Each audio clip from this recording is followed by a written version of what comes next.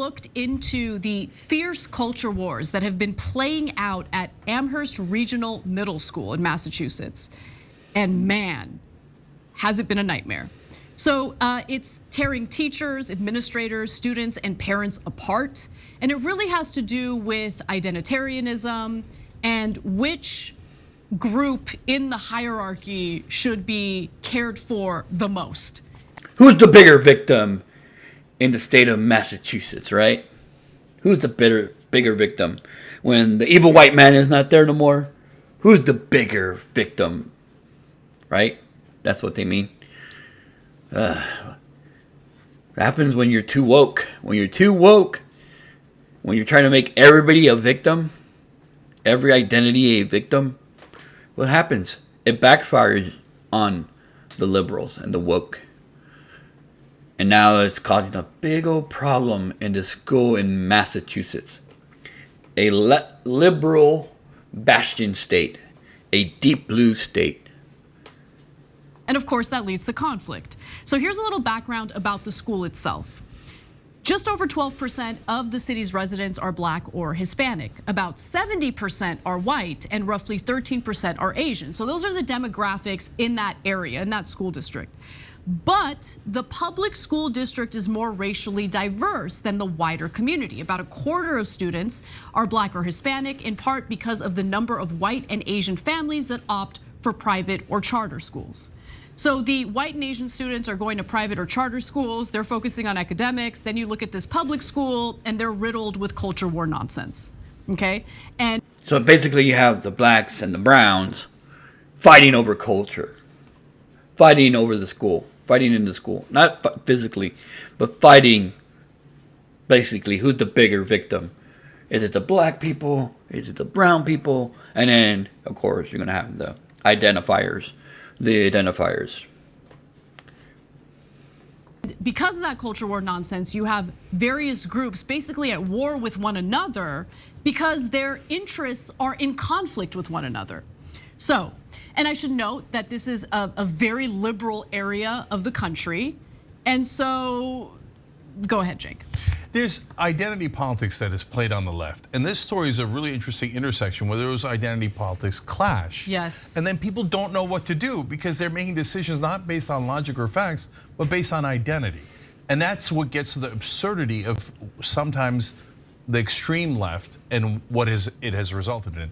Unfortunately, this is an excellent example of it. So they asked for this, guys. They actually asked for this. They were cheering this on when they were going against the evil white man, the evil white people. They were cheering on. When their enemy is gone, when their enemy that they all grouped up together and fought and tried to fight, the evil white man is gone. They're gone into private school. You got the Asians in private school, the white people in private schools. They're all in private schools. They left them behind, like, you know what, we're not dealing with this. No, we're not dealing with this. We're gonna leave us alone. Now, you got two factions of the woke, or maybe three factions of the woke, fighting out the culture war in this district. And they're mad that their DEI, their identity politics is working against them. And now they're upset that these groups are attacking each other when they're supposed to be focusing on white people, when the white man's not even there doing anything to them. Around 2014, a gentleman by the name of Michael Morris became assistant superintendent, and he decided to introduce a new administrative role at this school, okay? The assistant superintendent of diversity, equity, and human resources. So in 2017, he ends up hiring a woman by the name of Doreen Cunningham, who is Black, for the role. Under Cunningham, Amherst instituted a two-step hiring process that was actually meant to increase diversity among workers at this middle school. Okay, that was the whole point. It was like a double-blind hiring process. One committee would choose candidates and another asked the applicants a uniform set of questions. Resumes were not reviewed ahead of time as part of this hiring process. And the two committees did not communicate with one another about the applicants that they were reviewing and considering for positions within the school. Now, to Cunningham's credit, this did in fact increase diversity within the school. So Cunningham said that she trained everyone. Anyone who was going to be part of the committees was trained to look at their bias. Multiple district employees told me that Cunningham often screened the candidates herself, though, and made final decisions, even overruling principals at times. She denied this, saying, quote, "I'm not the one who hired anyone." No. DEI basically is just hiring more black and brown people, and sometimes Asians. Sometimes Asians, but more black and brown people. That's what it basically means. Don't hire white people, exclude them, make them go through rigorous interviews and stuff like that, but make it more easier for black and brown people to go through and get the job. Basically, not getting the best candidate and getting more of a wishy-washy candidate. Like, you don't know if they're good or not, but you have to hire them because they're black and brown. Not going through a hard process of trying to get the best candidates, the best teachers, the best administrators for the district. Not a good formula to create great learning experiences. But like she said, this is a liberal state and a liberal district. Sucks, man. Sucks that this is gonna affect us kids. This is when you don't hire the best teachers or the best administrators. That's gonna affect the learning process of these kids, making them worse, getting it worse and worse for their education. The rest of the article seems to indicate she was the one that hired anyone. So you have your first absurdity here where she says, I'm gonna train all of you guys because I don't want you to have any bias. We want these hiring decisions to be perfect. They go through the whole training, etc. And then she's like, yeah, ignore that. I'm just hiring them. Go, you. I like you guys. Come on. Yeah. No, it's. Come on. Now, by 2023, the percentage of minority staffers at Amherst District went from 20% to 34%. So there was an increase in diversity. It's just that it appears that she hired some of her friends. Of course. And her friends had certain culture war biases that conflicted with certain identities represented within the student body. Yeah. Of course she hired her best friends, right? Anybody that you give this much power to will, of course, hire her best friends or maybe her family members. They're not gonna hire, oh well, I'm gonna hire you, who might not have my back, but I'm gonna hire you, and you're black though. But come on, no, she's gonna hire people that are gonna have her back. They're gonna have her as a friend, like basically have her back. Not gonna go against her. Might do whatever she wants them to do, which is like, hey, I got you this job, do this for me. Which is wrong. And of course, when you have two conflicting groups, you got the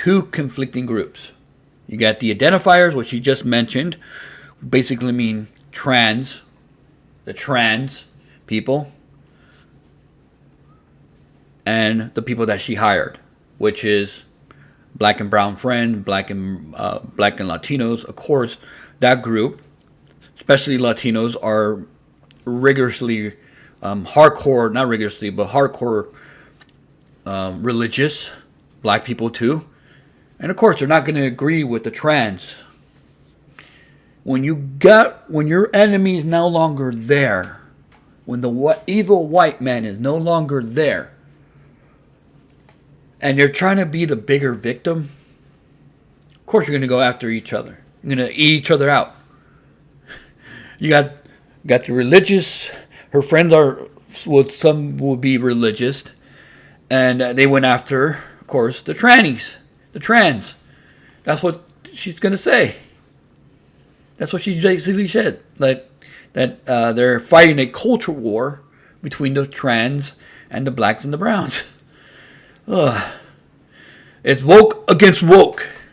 That's what it is. Woke against woke. Look, it's one thing if you're going to do DEI, and we've got our issues with the way some of that is implemented. It's another thing when you say you're going to do DEI and then you just hire your friends, okay? And then that makes everyone hate DEI 10,000 times more. Okay, so there's a layers of problems in this story. Go ahead. Also, I should note that many of the new hires who happen to be, a more diverse group of employees were paraprofessionals. I've never heard that word before, but apparently they're low-paid hourly employees who provide support to credentialed, like, full-time faculty. Yeah, I'm going to go back to the DEI thing for one more second too, Anna, because look, I think that a lot of people, including myself to be honest, are starting to get the sense that, wait, is DEI actually to help minorities across the country? Because I'm in favor of that. Or is it to help elite African Americans and minorities get the jobs they want, right? And so again, that's why this story is an interesting example, because she just uses DEI as an excuse to hire her Black and Latino friends. I like the idea of Blacks and Latinos being hired, but not because they're your friends and you use DEI as an excuse. Exactly, I totally. It's your fault, guys. This is what you wanted. You wanted DEI, basically get rid of white people and implement or hire people of color or black and brown people, Latinos and blacks. And like I said, maybe Asians a little bit of Asians, maybe, I don't know. But yeah, as long as they're not white and they hire them, everybody would be fine. Which is racism, which is very bad. You don't want to be racist to one specific group, but that's what they are. That's what DEI does, is it's hire more those type of people, black people, brown people, not people of like white. And they sometimes maybe hire Asians. I'm not sure if Asians are considered people of color, but I'm not sure. I don't go into these woke shits and listen to them every time, like, and stuff like that. But yeah, it was bound to happen when somebody would abuse this power, and it's been going on for a very long time. People hire their friends, especially if they're unqualified to be in that position. They'll hire their lackeys, some friends that will know that you will know that will have your back and do the things that you want to do that others won't do because they're not your friends. And also, basically leverage. You can leverage your friends because, like, say, hey, I got you this job, do this something for me. But it was always going to turn out this way. It's always. And they're always were going to abuse this. Well, I hired black and brown people. I did DEI, diversity, equity, and inclusion. I did it. What you want me? I just happened to hire my friends who were the best quality, according to me. I agree with you on that. Karita Mayfield, who leads the science department at ARMS, that's the middle school that we're talking about here, described the push for diversity as more performance than reality, saying, quote, I'm a prop to support the numbers that Doreen is putting forth that I know are BS because there's no distinction between faculty and paraprofessionals.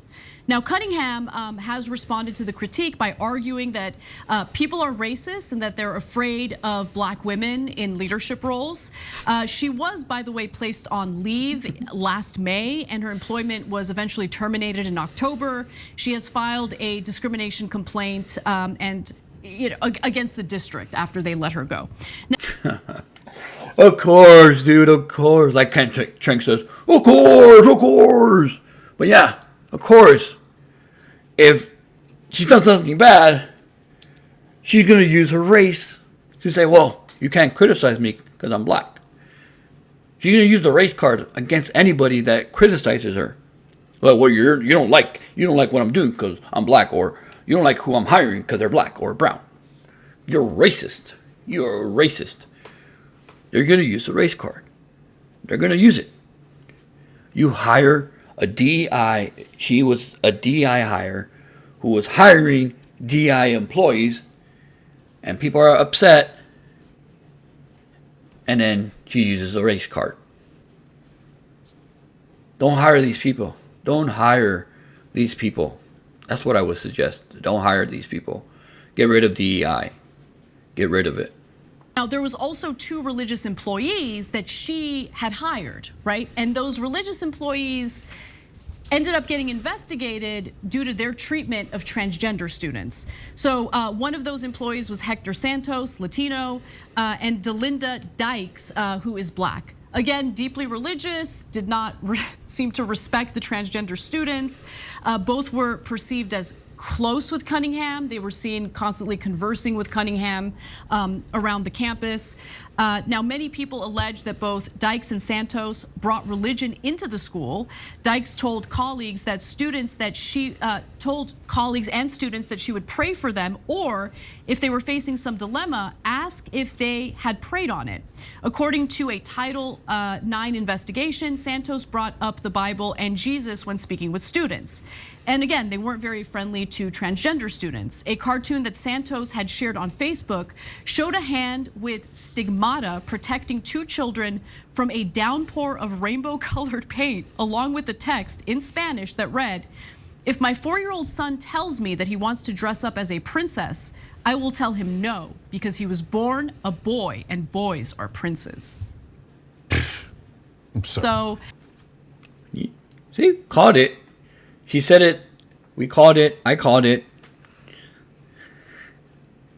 When they're, like I'm gonna say again, when your enemy, the white man, is not there anymore, and you have nobody else to go after, and you want to be the bigger victim, of course you go after each other. You eat. It's a den of hyenas eating each other out once their food is gone. Once the food is no longer there or living there anymore, they eat each other.